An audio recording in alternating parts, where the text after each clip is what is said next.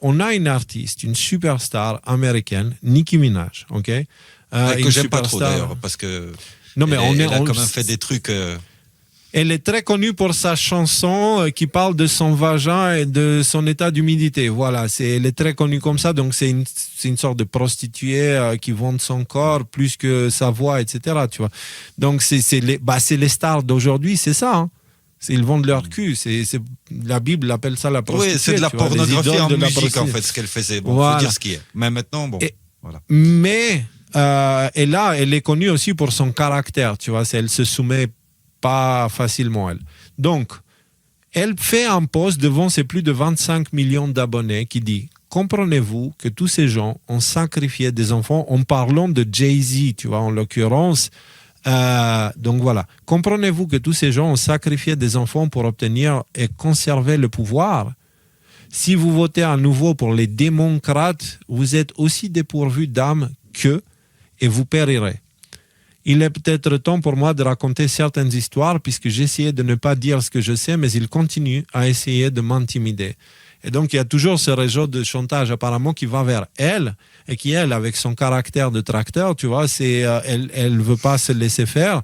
Donc, il dit, si vous me faites chier, très bien. Dans la même journée, elle publie, votre artiste préféré pratique des rituels dans une secte satanique où on enlève des bébés dans d'autres pays pour les mutiler et les tuer en guise de sacrifice sanglant à leur Dieu. Vous voyez, quand votre maître est Satan, vous devez constamment verser du sang. Mais le jeu est fini. Le bail de vampire est fini. Exactement. Et d'ailleurs, parle-nous de cette histoire de Poutine qui a dit ça. Parce que moi, je ne l'ai pas mis, je n'étais pas sûr pour la langue. Je me dis, c'est trop gros, il n'a pas dit ça quand même. Si, mais ça date maintenant d'il y a combien ? Peut-être il y a quelques années. Hein. Et je crois que soit après l'opération d'Ukraine, moi, mais dans une interview, il a dit que les élites occidentales ont tendance à se... Bon, attention, c'est un peu subtil parce qu'il a dit ils ont tendance à se répéter du sang des humains, mais on peut s'imaginer qu'il disait ça comme quoi il organise des guerres, donc du coup, en fait, ils se nourrissent des sang des humains, donc ils se gavent sur la guerre en quelque sorte. Mais c'est la même chose. Possible deniability, quoi. Hein. Voilà, mais double langage. Et il finit... Et il dit, pour finir l'interview en position de force, il dit, mais maintenant, il faut qu'il sache que le bal de vampire approche de la fin. Et fini. C'est terminé le bal de vampire. Et du coup, on est ici, et si on parle de la Russie et tout ça, on peut arriver à notre 7e sujet qui nous parle du précipice. Parce que, rappelez-vous que dans le film qu'on est en train de regarder, de toutes ces révélations, etc., il y a un moment où il y a la scène du précipice. Ça, c'est important. Okay? Parce que l'humanité, on nous a mis dans la tête que l'humanité, elle ne se réveille pas tant qu'elle ne s'est pas pris le mur dans la gueule.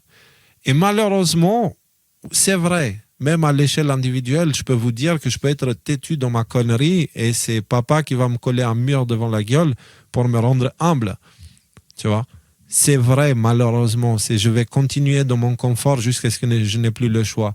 Et c'est là où j'aime notre père, mon père, qui m'enlève le choix au final. C'est-à-dire, à un moment donné, le choix par exemple, mon smartphone, je n'ai pas arrêté le smartphone parce que je suis très courageux et intelligent et j'ai compris ce qui se passe. Non, j'ai arrêté le smartphone parce que j'ai cassé celui que j'avais, j'ai cassé celui qui l'a remplacé, les deux dans la même semaine, et je n'avais pas d'argent pour les réparer ou les remplacer.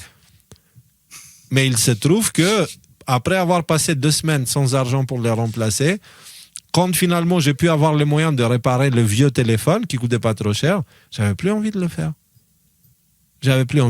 Et vous savez quoi? Je vais bien. Et vous savez, je vais vous décrire quelque chose de magique qui se passe. Il y a ces moments qui viennent de plus en plus où je vois le monde à travers les mêmes yeux que j'avais quand j'avais 4 ans ou 5 ans. Avec une sorte de légèreté spirituelle, avec une sorte de vide. Émerveillement. Je suis dans le présent, je ne suis pas en train d'interpréter ce que je vois, juste je vois ce que je vois, je ne sais pas comment dire. Et avec cet émerveillement... c'est contemplatif, c'est contemplatif, ça veut dire. Mais contemplatif et émerveillé, imagine un enfant qui fait de la philosophie en montagne, quoi, tu vois.